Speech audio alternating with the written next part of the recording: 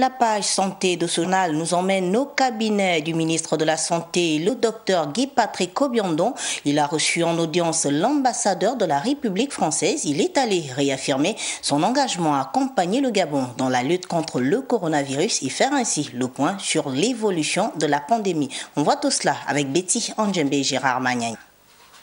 S'imprégner de la situation sanitaire qui prévaut au Gabon et voir quelles perspectives mettre en place pour soutenir le plan d'urgence déjà élaboré, c'est l'objet de la visite de l'ambassadeur de France au cabinet du ministre de la Santé. L'entretien a été l'occasion de faire le point du projet d'aide sanitaire d'urgence que nous avons ici en liaison avec les autorités sanitaires gabonaises, qui est financé par l'Agence française de développement et qui est mise en œuvre par notre coopération militaire.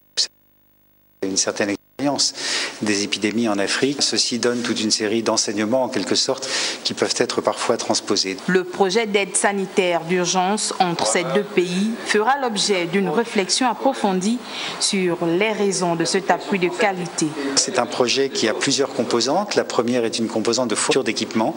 Alors pas d'équipements légers comme des masques, des équipements lourds. Notre souci était véritablement d'avoir une action de qualité et donc fourniture de 60 unités de réanimation.